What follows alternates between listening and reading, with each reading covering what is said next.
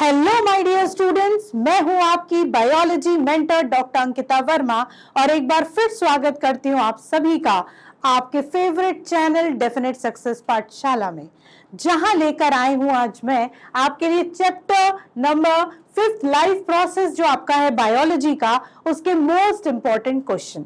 इससे पहला वाला जो आपने मेरा लेक्चर देखा होगा उसमें अपन ने सॉल्व किए थे मल्टीपल चॉइस क्वेश्चन। आज हम करने वाले हैं मोस्ट इंपॉर्टेंट क्वेश्चंस, तो हमारा लाइफ प्रोसेस चैप्टर हो जाएगा एकदम ready for your board exams. तो स्टूडेंट्स हो जाइए रेडी और करिए अपनी प्रिपरेशन बोर्ड की मेरे साथ। तो क्वेश्चंस हम स्टार्ट करते हैं। फर्स्ट क्वेश्चन जो आपका है that is why is diffusion insufficient to meet the oxygen requirements of multicellular organisms like human। Diffusion insufficient क्यों है ऑक्सीजन रिक्वायरमेंट्स के लिए मल्टीसेलुलर ऑर्गेनिजम्स के लाइक ह्यूमंस। ठीक है, क्यों डिफ्यूजन के थ्रू हमारा ऑक्सीजन ट्रैवल नहीं करता, CO2 ट्रैवल नहीं करता, ऐसा क्यों है? तो हमें पता है हम लोग या मल्टीसेलुलर ऑर्गेनिजम्स का स्ट्रक्चर बहुत ही कॉम्प्लेक्स है। अगर उसमें डिफ्यूजन के प्रोसेस से हम ऑक्सीजन को ट्रैवल कराना चाहेंगे तो it is very time taking, बहुत ज्यादा टाइम लगेगा।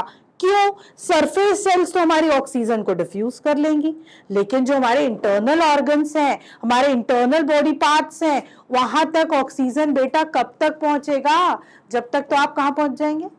ऊपर।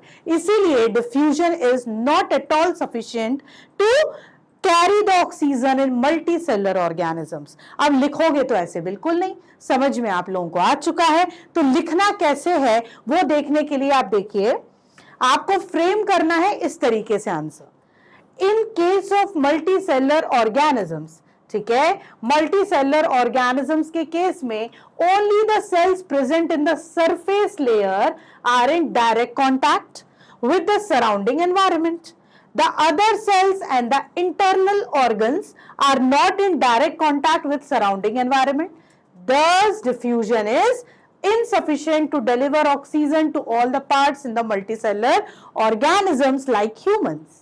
It has been estimated that the period of 3 years would be needed to carry a molecule of oxygen from our lungs to our toes. अगर ऐसा बोला गया है कि अगर डिफ्यूजन से लंग से हमें ऑक्सीजन टोस तक पहुंचानी है तो कितना पीरियड लगेगा? 3 साल लग जाएंगे। समझ में आया? सो इट इज इनसफिशिएंट, ठीक है, to deliver oxygen through diffusion in multicellular organisms.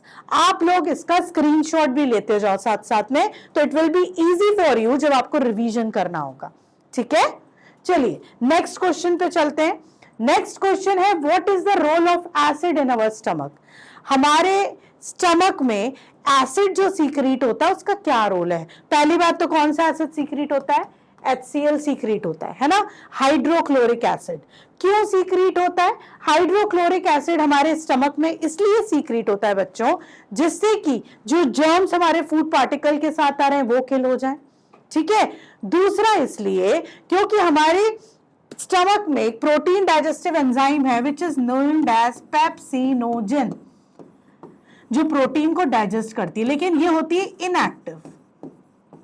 जब ये एक्टिव हो जाती है, ठीक है, और एक्टिव कैसे होती है? HCl के प्रेजेंस से, जब इसको एसिडिक एनवायरनमेंट मिलता है तब ये एक्टिव होती है और क्या बनाती है? पेप्सिन।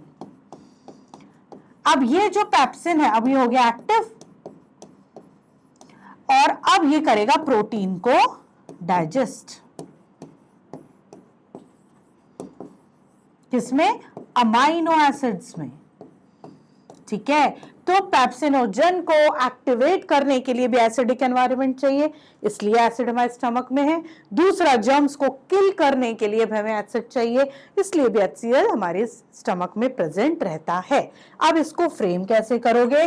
फ्रेम करोगे the acid that is hydrochloric acid secreted inside the stomach makes the medium acidic which is necessary for the activation of enzyme pepsin. और इसको इस तरीके से ये लिखना तो है ही, इसके बाद इसको इस तरीके से एक्सप्लेन भी कर देना। पेप्सिनोजन, इसके नीचे लिखना इनएक्टिव, ठीक है, उसके बाद एरो बनाना, एरो के ऊपर आप लिखना HCl, HCl की प्रेजेंस से वो क्या बन गया, pepsin. Now it is active, अब ये क्या हो गया, एक्टिव हो गया। अब इस पेप्सिन ने क्या किया, प्रोटीन को खा लिया, मतलब डाइजेस्ट कर लिया, ठीक है, किसने, आपके पेप्सिन ने, और किस में कन्वर्ट कर दिया, अमाइनो एसिड्स में। ठीक है बच्चों, तो this is the role of acid in our stomach. जल्दी से इसका स्क्रीनशॉट आप लोग ले लीजिए। Now next, what advantage over an aquatic organism does a terrestrial organism have with regard to obtaining oxygen for respiration? क्या एडवांटेज एक्वेटिक ऑर्गेनिजम्स के ऊपर टेरेस्ट्रियल ऑर्गेनिजम्स का होता है ऑक्सीजन लेने के लिए, रेस्पिरेशन में क्या एडवांटेज मिलता है टेरेस्ट्रियल ऑर्गेनिजम्स को? भाई हम लोग भी टेरेस्ट्रियल है ना, लैंड पे रहते हैं, तो हमारे लिए क्या एडवांटेज है? हमारे लिए ये एडवांटेज है कि हम डायरेक्टली ऑक्सीजन एयर से कंज्यूम कर लेते हैं, हमें फ्री ऑक्सीजन इजीली अवेलेबल होता है, ठीक है। We are on the land, हम लैंड पे रह रहे हैं, लेकिन जो पानी में रह रहे हैं, मतलब जो एक्वेटिक है, उनको डिसॉल्व्ड फॉर्म ऑफ ऑक्सीजन मिलता है जो कि बहुत लो है, ठीक है। तो ये एडवांटेज है टेरेस्ट्रियल ऑर्गेनिजम्स का ओवर एक्वेटिक एनिमल्स या ऑर्गेनिजम्स। अब इसको फ्रेम कैसे करोगे? Aquatic organisms such as fishes obtain oxygen for respiration which is dissolved in water. The amount of oxygen dissolved in water is very low. On the other hand, the terrestrial organisms take oxygen directly from air. Oxygen directly कहां से लेगा वो? Air से लेगा, ठीक है। अब चलते हैं अपन नेक्स्ट पे। What is the role of saliva in digestion? Saliva का क्या रोल है डाइजेशन में? भाई सलाइवा बहुत काम की चीज है। सलाइवा आपके फूड को सबसे पहले वेट कर देता है, मॉइस्ट कर देता है, जिससे आप उसको निगल आसानी से सकते हो, स्वेलो अप इजीली कर सकते हो। अब ये जो सलाइवा है, इसमें आपकी एक एंजाइम होती है जिसका नाम क्या है? Salivary amylase. ये जो आपकी सलाइवरी अमाइलेज है, it is also known as ptyalin. क्या बोलते हैं इसको? टाइलिन भी बोलते हैं। ये क्या करती है? ये अगर हमारे फूड में स्टार्च कंटेंट है तो उसको ब्रेक कर देती है या डाइजेस्ट कर देती है सिंपल शुगर्स में, ठीक है। तो हमारा डाइजेशन माउथ से ही स्टार्ट हो जाता है, सलाइवा ही उसको इनिशिएट कर देता है। तो अब इसको लिखोगे कैसे बच्चों? इसको आप लिखोगे saliva contains water, salt, mucin and enzyme ptyalin. The enzyme ptyalin is salivary amylase which split starch and glycogen into maltose. किस सिंपल शुगर में ब्रेक करता है वो? चाहे स्टार्च हो या ग्लाइकोजन हो, उसको वो माल्टोज में ब्रेक कर देता है। तो स्क्रीनशॉट ले लीजिए आप इसका भी जल्दी से बच्चों। नेक्स्ट क्वेश्चन है, compare the functioning of alveoli in the lungs and nephrons in the kidney with respect to their structure and functioning. Alveoli जो lungs में होते हैं, जिनको हम respiratory unit या functional unit कहते हैं, नेफ्रॉन जो किडनी में होते हैं, जिनको हम फंक्शनल यूनिट कहते हैं, जो हमारे यूरिन फॉर्मेशन में हेल्प करता है। तो इनको हमें कंपेयर करना है, किस बेसिस पे? स्ट्रक्चर के बेसिस पे और फंक्शन के बेसिस पे, ठीक है। तो ये क्वेश्चन का मतलब है, पहले क्वेश्चन को अच्छे से समझना बहुत जरूरी है, फिर आप उसको फ्रेम कर पाओगे। अब कैसे फ्रेम किया? Both alveoli in the lungs and nephron in the kidney possess the network of blood capillaries. दोनों के आसपास blood capillaries का नेटवर्क लगा हुआ, वाउंड रहता है, फैला रहता है। The exchange of gases takes place in alveoli where impure blood is purified to oxygenated blood. यहाँ पर alveoli में, lungs में जो alveoli होते हैं, उनमें exchange of gases होता है, उनमें gaseous exchange होता है O2 और CO2 का, है ना। Similarly, the nephrons purify the blood by filtering out waste products in the form of urine. वही हमारा किडनी में जो नेफ्रॉन है वो भी ब्लड को प्यूरिफाई करता है वेस्ट प्रोडक्ट से, और किस फॉर्म में प्यूरिफाई करता है? क्या बनाता है? यूरिन फॉर्मेशन करता है, ठीक है, तो इस तरीके से आप दोनों को कंपेयर कर सकते हो। पहला पॉइंट ऑफ कंपैरिजन, दोनों में ब्लड कैपिलरीज प्रेजेंट हैं। दूसरा पॉइंट ऑफ कंपैरिजन, दोनों ब्लड को क्या कर रहा है, एक्सचेंज कर रहा है। एक आपका क्या कर रहा है, ऑक्सीजनेटेड और डीऑक्सीजनेटेड ब्लड का क्या कर रहा है, एक्सचेंज कर रहा है, कौन, अल्वियोलाई। दूसरा जो है दैट इज नेफ्रॉन, आपका इम्प्योर ब्लड, डर्टी ब्लड को क्लीन कर रहा है और यूरिन फॉर्मेशन कर रहा है, ठीक है ना। तो ये आपका फंक्शन और स्ट्रक्चर वाइज कंपैरिजन है, इसका भी आप स्क्रीनशॉट ले सकते हो। Next is why is small intestine in herbivores longer then in carnivores. Small intestine जो होता है हर्बीवोर्स, जो ग्रास ईटर्स होते हैं, जो प्लांट ईटर्स होते हैं, उनका थोड़ा लंबा होता है, लॉन्ग होता है एज कंपेयर टू कार्निवोर्स, जो मीट ईटर्स होते हैं, फ्लैश ईटर्स होते हैं, उनसे ज्यादा। ऐसा क्यों भाई? ऐसा इसलिए क्योंकि जो प्लांट्स ईट करते हैं, जो ग्रास ईट करते हैं, वो ज्यादा सेल्यूलोस उनके कंटेंट में जाता है और सेल्यूलोस को पचाने में इंटेस्टाइन की लेंथ ज्यादा रहती है। जो फ्रेश ईटर होते हैं, जो क्या खाते हैं, नॉनवेज खाते हैं, वहां पे कार्ब्स ज्यादा होते हैं, तो उसके लिए उनको ज्यादा लॉन्गर स्मॉल इंटेस्टाइन की जरूरत नहीं पड़ती। अब लिखोगे कैसे? Herbivores eat plant matter which is rich in cellulose. The later takes longer time for complete digestion. Complete digestion के लिए लंबा समय लगता है। By the enzyme present in small intestine. Therefore, they have longer small intestine. Carnivores, on the other hand, feed on flesh and do not contain cellulose. Therefore, they have shorter intestine for digestion of food eaten by them. Clear? जल्दी से इसका screenshot ले लीजिए आप लोग। Next, what will happen if mucus is not secreted by gastric glands? अगर gastric gland से mucus secrete नहीं होगा तो क्या होगा? What is the actual consequence? अगर mucus secrete नहीं होगा तो जो HCl secrete हो रहा है वो आपकी inner lining of stomach को क्या कर देगा? डैमेज कर देगा। उसी से बचाने के लिए वहां mucus की एक thick layer प्रेजेंट होती है। अब इसको लिखने का तरीका, gastric gland secrete HCl, mucus and digestive enzymes. Mucus protects the inner lining of stomach from corrosion by HCl and action of pepsin enzyme of gastric juice. In absence of mucus, lining of stomach will be corroded, leading to acidity and gastric ulcer. अगर mucus secrete होना बंद हो गया बच्चों, तो जो ulceration की problem होती है, अल्सर्स हो जाते हैं हमारे पेट में और कंटिन्यूअस एसिडिटी होती रहती है, वो इसीलिए होती है क्योंकि एसिड तो बन रहा है, म्यूकस बन नहीं रहा है या म्यूकस कम बन रहा है, तो हमारी इनर लाइनिंग जो है डैमेज होती है और हमें एसिड की फीलिंग हो सकता है, अंदर आग सी लग रही है, एसिडिटी सी हो रही है, बोलते हैं ना हम लोग ये चीज, तो वो इसी वजह से होती है। ठीक है, तो जल्दी से स्क्रीनशॉट ले लीजिए आप लोग। Next, what is the significance of emulsification of fat? Fat का इमल्सिफिकेशन का मतलब जो हमारा बाइल होता है वो एक तो न्यूट्रलाइजेशन करता है फूड का, जो एसिडिक फूड आ रहा है, दूसरा इमल्सिफिकेशन ऑफ फैट करता है। फैट एक लार्ज बायोमोलिक्यूल है बच्चों, उसको डाइजेशन करने के लिए, उसके डाइजेशन के लिए बड़ा लंबा टाइम लगता है, तो जो हमारा बाइल है, बाइल के जो सॉल्ट्स हैं वो उसको स्मॉल ग्लोब्यूल्स में ब्रेक कर देते हैं। क्या कर देते हैं? स्मॉल ग्लोब्यूल्स में ब्रेक कर देते हैं और उसके बाद लाइपेज उस पे एक्ट करके उसको फैटी एसिड्स एंड ग्लिसरॉल में ब्रेक कर देता है। ठीक है, तो that is known as emulsification. Emulsification of fat means conversion of large molecule of fat into smaller globules by bile salts. These small globules can be effectively digested by 5 digestive enzyme lipase. Lipase उसको फिर finally digest कर देता है। ठीक है, next, what causes movement of food inside the alimentary canal? Inside the alimentary canal food कैसे move करता है? एक रिदमिक कॉन्ट्रैक्शन और रिलैक्सेशन मूवमेंट जिसको हम बोलते हैं पेरिस्टाल्सिस। उस पेरिस्टाल्सिस मूवमेंट के थ्रू हमारा फूड नीचे पुश होता जाता है ना, और एलिमेंट्री कैनल में मूव करता है। लिखोगे कैसे?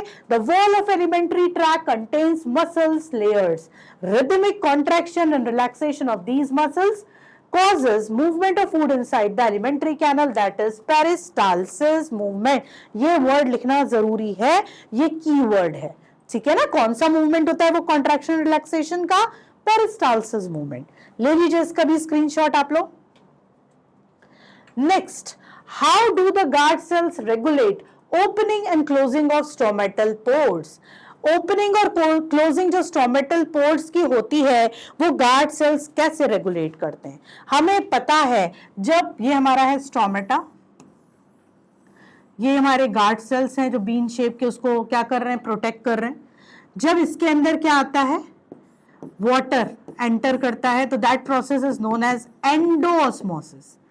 जब इन गार्ड सेल से वाटर क्या होता है?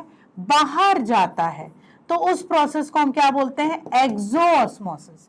एंडोऑस्मोसिस होता है तो पानी अंदर आएगा, पानी अंदर आएगा, गार्ड सेल में पानी भरेगा, गार्ड सेल्स टर्जिड हो जाएंगे, स्टोमेटल पोर ओपन हो जाएगा। पानी बाहर जाएगा, गार्ड सेल फ्लैसिड हो जाएंगे, स्टोमेटल पोर क्लोज हो जाएगा। तो this is the two states of endosmosis और एक्सोऑस्मोसिस ऑफ गार्ड सेल, कि कैसे पानी वो कैसे मेंटेन करता है और कैसे रेगुलेट करता है। अब इसको आप डायग्राम्स के थ्रू भी ऐसे डायग्राम बना के एक्सप्लेन करोगे और लिखोगे क्या? Opening and closing of stomata is regulated by the gain और loss of turgidity of the guard cell. When guard cell absorb water from the surrounding cell, they swell up and become turgid. As a result, their thicker inner wall move outward, creating a pore between the two guard cell, that is stomata becomes open. When the guard cell lose water to the surrounding cell, they become flaccid. As a result, the inner thicker wall move inward and close the stomatal opening, और stomatal opening को close कर देता है। ठीक है, समझ में आ गया?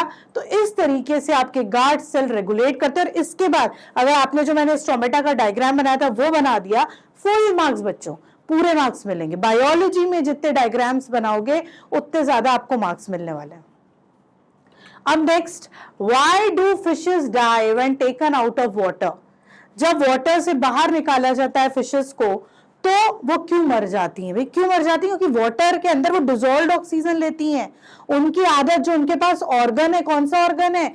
गिल्स, वो बस डिसॉल्व्ड ऑक्सीजन ही ले पाते हैं।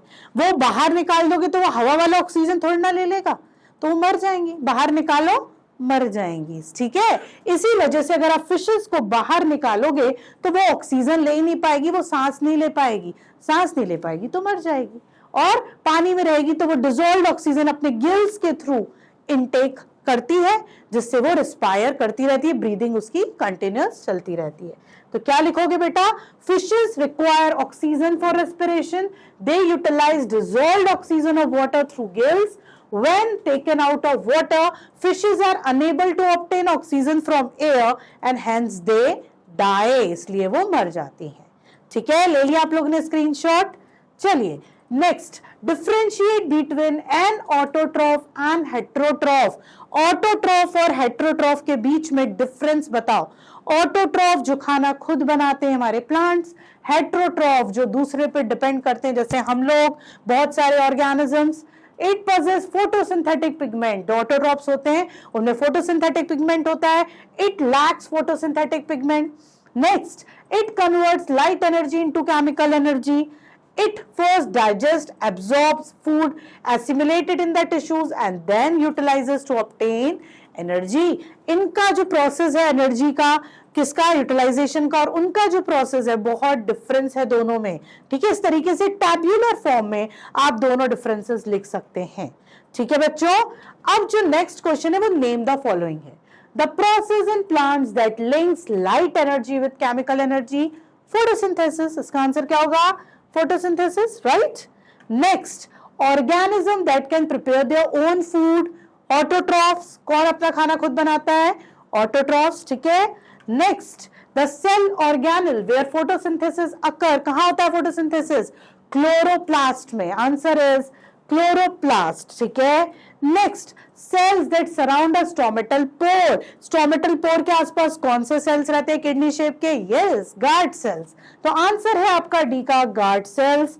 उसके बाद है आपका question, organisms that can not prepare their own food. जो खुद खाना नहीं बनाते, कौन है? हेट्रोट्रॉफ। ठीक है बच्चों, उसके बाद last, that is an enzyme secreted from gastric glands in stomach that acts on protein. कौन सी एंजाइम जो आपका स्टमक के अंदर सीक्रेट होता है, जो प्रोटीन को डाइजेस्ट करता है? पेप्सिन। तो आंसर इज पेप्सिन देख लेते हैं.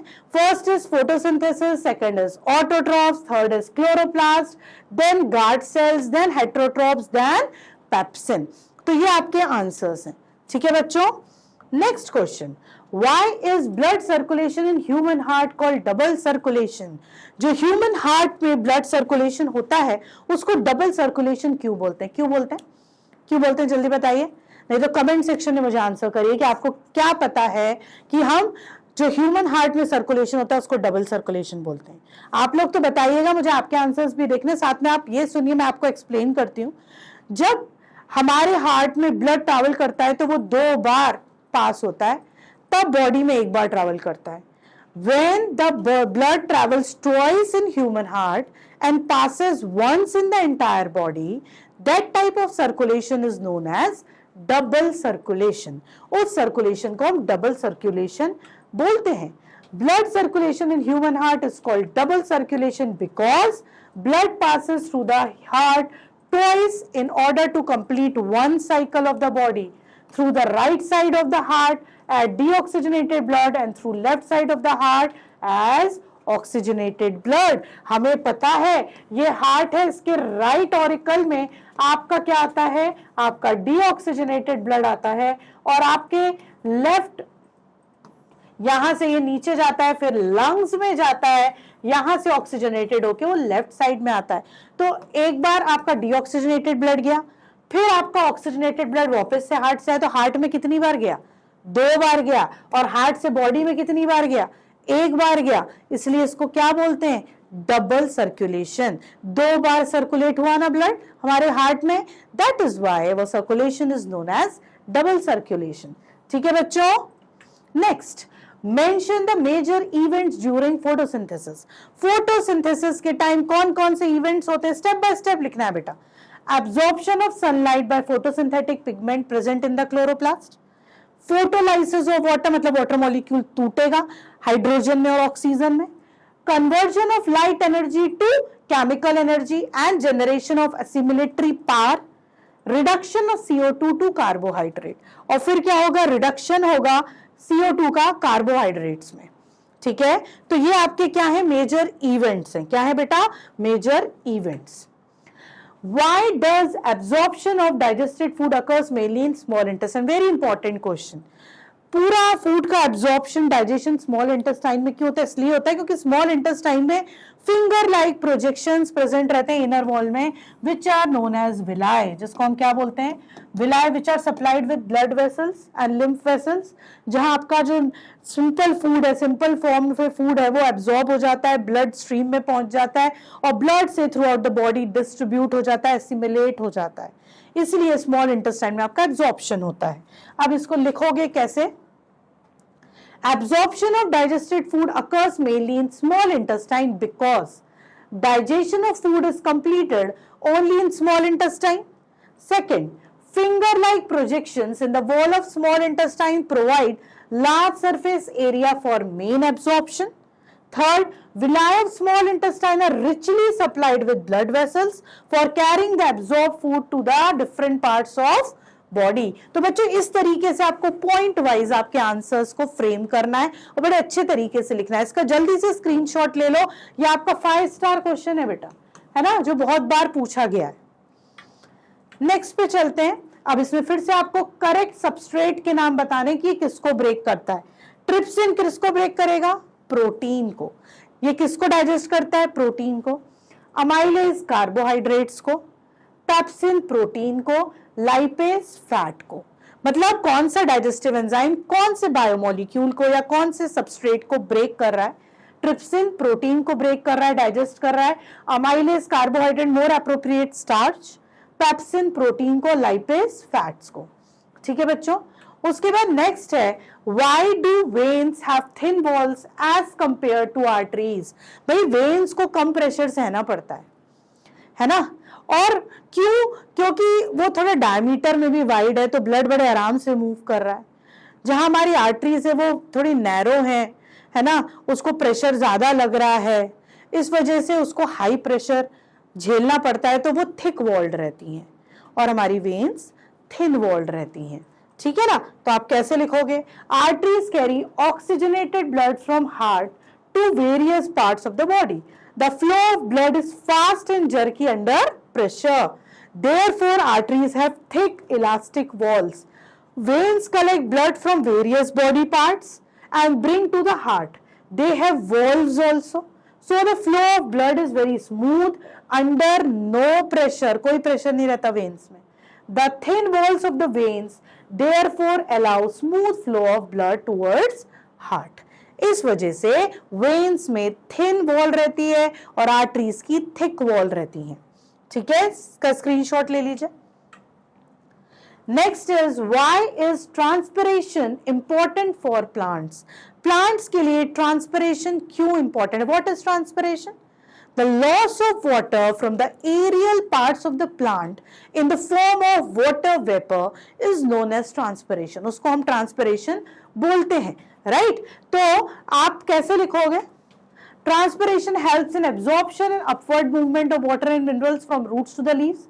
It helps in the cooling of plant parts. अब पानी बार बार इवोपरेट होगा, लॉस होगा, तो भाई पानी की डेफिशिएंसी हो जाएगी अंदर, तो पानी को बार बार एब्जॉर्प्शन, जो ट्रांसपोर्टेशन है वो कंटिन्यूअस बना रहेगा, एक ट्रांसपोर्टेशन पुल क्रिएट होगा। दूसरा, जब वो वहां से इवोपरेशन करेगा लीफ से, तो वहां पे कूलिंग इफेक्ट होगा, प्लांट का पार्ट क्या हो जाएगा, कूल हो जाएगा। तो ये दोनों तरीके से वर्क करता है। ठीक है, next, explain the process by which inhalation occurs during the breathing in human beings. हमें पता है कि ब्रीदिंग में दो प्रोसेस होता है, इनहेलेशन, एक्सहेलेशन। इनहेलेशन जब हम इनटेक करते हैं ऑक्सीजन को, एक्सहेलेशन जब हम एक्सहेल आउट करते हैं CO2 को। इनहेलेशन में हमारे जो पार्ट्स पार्टिसिपेट करते हैं उसमें मेजर है डायफ्राम, है ना, जो हमारा क्या करता है, कॉन्ट्रैक्ट और रिलैक्स होता है, जिसकी वजह से बाकी मूवमेंट्स भी होते हैं। तो किस तरीके से इनहेलेशन होता है? Process begins when diaphragm and muscles attached to the ribs contract होता है। दिस फ्लैटन्स द डायफ्राम, वो डायफ्राम को फ्लाइटन कर देता है। The action expand the thoraces, अब डायफ्राम नीचे की तरफ जाएगा तो थोड़ा से कैविटी एक्सपैंड हो जाएगी, उसको जरा क्या मिलेगा, स्पेस मिलेगा। स्पेस मिलेगा किसी भी चीज को तो उसमें एयर प्रेशर कम हो जाएगा, तो जो हाई प्रेशर से एयर आ रही है वो इजीली लो प्रेशर में एंटर हो जाएगी और इनहेलेशन वहां पर हो जाएगा। ठीक है, तो इस तरीके से आपका क्या होता है, इस तरीके से आपका इनहेलेशन प्रोसेस होता है। तो इसका भी आप लोग स्क्रीनशॉट ले लीजिए। तो इसका आप लोग ने स्क्रीनशॉट ले लिया होगा, ठीक है, कि कैसे इनहेलेशन प्रोसेस होता है। अब जो नेक्स्ट है that is question number 21। Okay, आपका भी आगे ये कंटिन्यूएशन में बता रहा है कि एयर प्रेशर लंग्स में रिड्यूस हो गया, जो हमने डिस्कस किया। फिर air enters the lungs inflating the alveoli, मतलब वही सारे स्टेप्स हैं। तो ये दो स्टेप्स भी आपको लिखने हैं बेटा, इसको भी आप स्क्रीनशॉट ले लो। इसका भी जो हमने एक्सप्लेन किया था वो पॉइंट्स पीछे दिए हुए हैं। Assign the specific function to the following organs in relation with excretion in human beings. Kidney क्या करती है? Obviously urine formation. Glomerulus and Bowman's capsule क्या करते हैं? Process of filtration of blood called ultrafiltration. Tubular part of nephron क्या करता है? Selective reabsorption of substances from filtered urine. Ureter क्या करता है? Collection या transportation of urine from kidney to urinary bladder. उसके बाद आपका यूरिनरी ब्लैडर क्या करता है? Collection and storage of urine temporarily. And ureter क्या करता है? Ureter tube for passing out urine. Urethra है, दैट इज नॉट यूरेटर। ये बेटा क्या है? यूरेथ्रा। यूरेटर का फंक्शन ने ऊपर पढ़ लिया कि वो किडनी से यूरिनरी ब्लैडर तक आपका यूरिन को ट्रांसपोर्ट कर रहा है। This is ureter. ये यूरेथ्रा है जो पास आउट करता है यूरिन को from the human body. That is the pore, that is the opening that is present in the urinary bladder, जो यूरिनरी ब्लैडर में प्रेजेंट रहती है। ठीक है, तो ये क्या है आपका? यूरेथ्रा।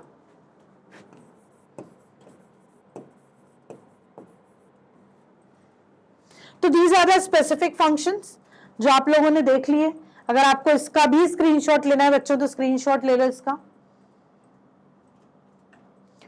नेक्स्ट है name the when which carry oxygenated blood. कौन करता है?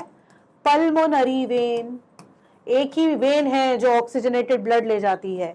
Name the artery which carry deoxygenated blood.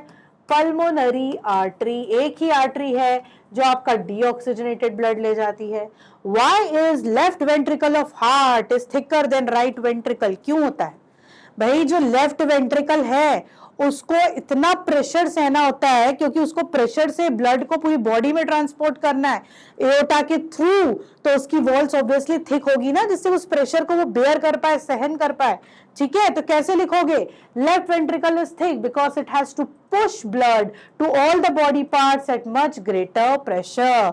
ठीक है, उस प्रेशर से उसको पुश करना है ब्लड को पूरी बॉडी में, तो उसके लिए उसकी वॉल भी तो थिक होनी चाहिए कि वो धक्का इतना मार पाए बेटा. इसलिए उसकी वॉल कैसी होती है? थिक होती है. Then the right ventricle. How is respiration different from breathing? हमने ये जब वन शॉट्स पढ़े थे तो मैंने बताया था आपको रेस्पिरेशन और ब्रीदिंग जो टर्म्स है वो रिलेटेड है लेकिन बहुत अलग है. ब्रीदिंग एक फिजिकल प्रोसेस है that involves inhalation and exhalation, where is जो आपका रेस्पिरेशन है, ठीक है ना, जो आपका रेस्पिरेशन है वो एक केमिकल प्रोसेस है. क्या है? एक केमिकल प्रोसेस है, बायोकेमिकल प्रोसेस है, जिसके अंदर क्या होता है? जिसके अंदर आपका एनर्जी एटीपी का फॉर्मेशन होता है, ग्लूकोज का यूटिलाइजेशन होता है. ठीक है ना, जिसके अंदर आपकी क्रेब्स साइकिल, ग्लाइकोलिसिस, ये सारे पाथवेज होते हैं. और जो रेस्ट आपका ब्रीदिंग है उसके अंदर आपका नॉर्मल इनहेलेशन और ऑक्सीलेशन, जिसमें आपकी रिब्स, जिसमें आपका डायफ्राम है ना, ये सारे पार्ट्स पार्टिसिपेट करते हैं. अब इसको लिखोगे कैसे? इसको लिखोगे the mechanism of gaseous exchange through which organism obtain oxygen from the environment and release carbon dioxide is termed as breathing. The respiration is a complex biochemical process that involves step-by-step breakdown of simple food to release energy in the form of ATP. ठीक है, ATP के form में release करता है energy. इसका भी आप screenshot ले सकते हो आपको लेना है तो. What are stomata and second lenticels? बेटा स्टोमेटा में पता है माइन्यूट पोर्स हैं सरफेस ऑफ लीव्स पे for the exchange, gaseous exchange के लिए, ट्रांसपिरेशन के लिए, इन सब के लिए आपका स्टोमेटल पोर प्रेजेंट है. लेंटिसेल्स जो रहते हैं ये आपके वुडी स्टेम्स में, रूट्स में ओपनिंग्स प्रेजेंट रहती हैं गैसियस एक्सचेंज के लिए. ठीक है, ये न्यूमरस इंटरसेलुलर स्पेसेस हैं जिससे गैसियस एक्सचेंज होता है. जहां पे वुडी पार्ट आ जाता है वहां स्टोमेटा नहीं होता, तो वहां पे रेस्पिरेशन कैसे पॉसिबल हो पाएगा? वो इन लेंटिसेल्स के थ्रू रेस्पिरेशन पॉसिबल हो पाता है. तो ये रहा आपके दो पार्ट्स, एक हो गया स्टोमेटा, एक हो गया लेंटिसेल्स. तो इसको आप इस तरीके से लिख सकते हो, पॉइंट वाइज दोनों को डिफरेंशिएट करके आप बहुत अच्छे से आंसर फ्रेम कर सकते हो बच्चों. Next, define excretion. Explain the mechanism of urine formation. Excretion क्या है? The removal of nitrogenous waste product from the human body in the form of urine is known as excretion. It was done by the peculiar system that is known as excretory system or urinary system, है ना, जिसमें main functional unit होता है kidney. अब urine बनाने के 3 steps होते हैं. एक होता है अल्ट्रा फिल्ट्रेशन, एक होता है सेलेक्टिव रीअब्जॉर्प्शन, और थर्ड होता है आपका कौन सा स्टेप बेटा? That is tubular secretion. तो आपको इन 3 स्टेप्स को एक्सप्लेन करना है. कैसे करोगे? पहले excretion can be defined as the process of removal of nitrogenous waste product by metabolic activity of the cells. In humans, urea is the major nitrogenous waste. Uric acid and keratin is also expelled in the process of excretion. Ab mechanism, it involves 3 steps. Glomerular filtration. The water, minerals, iron, solutes are diffused out of the blood and move into the Bowman's capsule, forming a filtrate. ठीक है, ये आपका filtration हो गया. That is the first step. Tubular reabsorption या selective reabsorption. The necessary substances such as water, glucose, amino acid, vitamins, mineral ions as the filtrate are reabsorbed by the tubules of nephron. The loop of the Hanels regulate the water reabsorption. भाई जो useful चीजें हमें तो body को वापस चाहिए ना, तो वो selectively reabsorb हो जाती in the blood capillaries. Then tubular secretion. K ion, potassium ion, hydrogen ion, keratin and excessive water are secreted out from the tubules into the filtrate. Tubule से वापस से ये सारी चीजें कहाँ पे जाती है? फिल्ट्रेट में जाके मिल जाती हैं. Such a filtrate is now called as urine और उस फाइनल फिल्ट्रेट को हम यूरिन बोलते हैं. ठीक है, और ये तीनों स्टेप्स कहाँ हो रही हैं बेटा? ये तीनों स्टेप्स आपकी होती है नेफ्रॉन में. ये भी आपका बहुत ही 5 स्टार क्वेश्चन है बेटा, यूरिन फॉर्मेशन. इसको भी बेटा आप अच्छे से इसका स्क्रीनशॉट जल्दी जल्दी ले लो और अच्छे से समझ लो और देख लो उसको स्टेप बाय स्टेप कैसे लिखना है ना. यूरिन फॉर्मेशन, नेफ्रॉन का स्ट्रक्चर, ये सारी चीजें आती ही आती हैं. तो ये थे आपके सारे क्वेश्चंस. ठीक है बच्चों, किसके? आपके लाइफ प्रोसेस के. लाइफ प्रोसेस के जितने भी इंपॉर्टेंट क्वेश्चंस थे हम लोगों ने कर लिए, इंपॉर्टेंट एमसीक्यूज हम लोगों ने कर लिए. ठीक है, अब आपकी बोर्ड की प्रिपरेशन ऑलमोस्ट हो चुकी है, आप लोग रिवीजन कर रहे हो. हम लोग भी पूरी ये कोशिश कर रहे हैं कि आपके साथ बने रहें और आपको इंपॉर्टेंट क्वेश्चंस और मोस्ट प्रोबेबल क्वेश्चंस ये सारी चीजें प्रोवाइड करते रहें. आप हमारे साथ बने रहिए, हमारे लेक्चर्स को सुनते रहिए. जिसने अभी तक सब्सक्राइब नहीं किया, सब्सक्राइब करिए डेफिनेट सक्सेस पाठशाला. जब तक के लिए बाय बाय.